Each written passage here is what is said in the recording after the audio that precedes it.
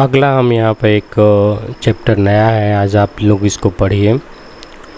परिवेशी जीव जंतु, ये हम देखेंगे। एक फ़ोटो दिया है पहले ही। एक परिवेश है, पानी है, पेड़ है, पेड़ के ऊपर पंछी बैठे हुए हैं, गाय है। इस परिवेश को, एक जंगली है, वातावरण ही है, बहुत सुंदर चित्र है। चित्र में तुम्हें कौन कौन से जीव जंतु दिखाई दे रहे हैं, नाम लिखो। कह रहा है कि इस चित्र में जो जो आप जीव जंतु दिखाई दे रहे हैं उसको इस लाइन में आप लोगों को नाम लिख देना है। हमारे आसपास तरह तरह के पशु पक्षी कीट पतंगे रहते हैं। उनमें से कुछ को हम जब पहचानते हैं, कुछ को हम उनके नाम से पुकारते हैं। इनको हम पहचानते हैं उनके शरीर की बनावट से,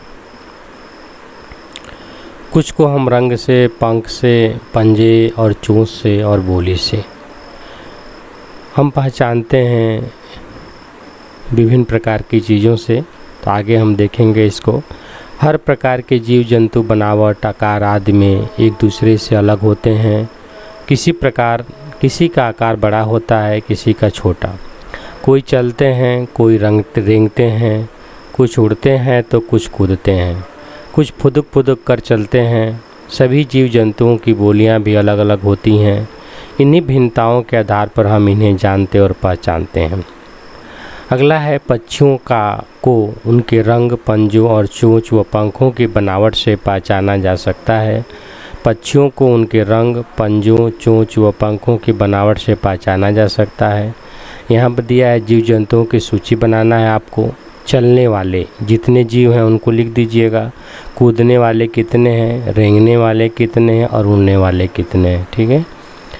क्या तुमने ज़मीन पर चलते फिरने वाले जीव जंतुओं को पानी में तैरते देखा है? अगर ऐसे जीव जंतु आपने देखे हैं तो उनके नाम लिख दीजिए। चित्र में बने हुए जीव जंतुओं की आवाज़ें निकालो। कह रहा है कि जो जीव जंतु हमने चित्र में भी दिखलाए हैं उनके आपको आवाज़ निकालनी है। पशु पक्षियों के आहार, अब कह रहा है कि वो क्या खाते पीते हैं। कुछ जीव जंतु घास, पत्तियां, अनाज के दाने, फल, सब्जियां, बीज इत्यादि आहार के रूप में लेते हैं।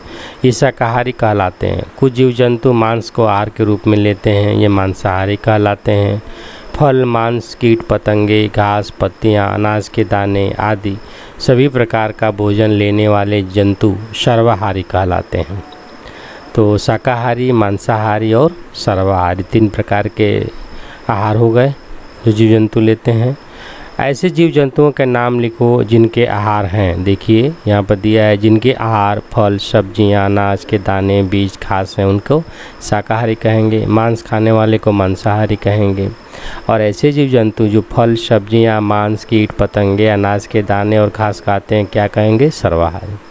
पालतू पशु पक्षी, तुम अपने आसपास कौन से पशु पक्षियों को देखते हैं उनके नाम लिखो। पशु पक्षियों के उनके नाम लिखने हैं जो आपके घर के आसपास रहते हैं। क्या इनमें से कोई तुम्हारे घर में रहता है? यदि हाँ तो उनके नाम लिखो।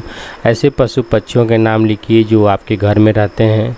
हम अपने घर में अपने परिवार के सदस्यों के साथ रहते हैं। उनकी देखभाल के लिए भोजन, अच्छे स्वास्थ्य, चिकित्सा की व्यवस्था करते हैं। कुछ पशु पक्षी भी परिवार के सदस्यों की तरह हमारे साथ रहते हैं। ये पालतू पशु पक्षी कहलाते हैं, जैसे गाय, भैंस, बकरी, मुर्गा। ये हमारी विभिन्न आवश्यकताओं को पूरा करते हैं। पालतू पशु पक्षियों से हमने क्या मिलता है? अगला कह रहा है कि पालतू पशु पक्षियों से हमें क्या मिलता है।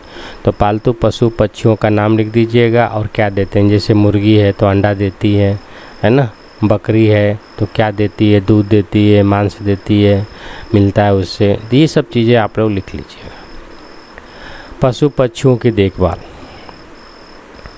क्या हमारी तरह पशु पक्षियों को भी देखभाल की आवश्यकता होती है? भावना अपने घर की छत पर मिट्टी के बर्तन में दाना पानी रखती है। वह बर्तन का पानी प्रतिदिन बदल देती है।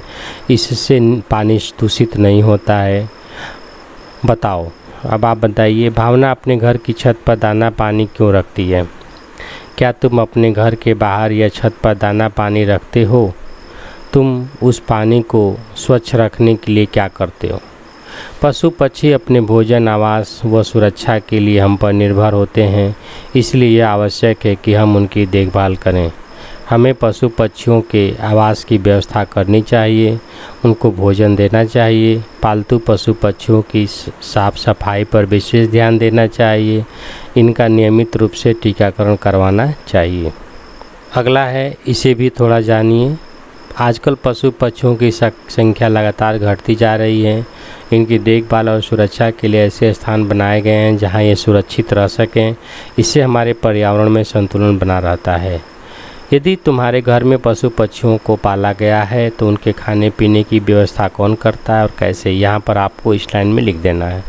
अगला है, ध्यान रखें, ब्रेड और शीशे के टुकड़ों को सड़क पर न फेंकें, उन्हें कूड़ेदान में डालें।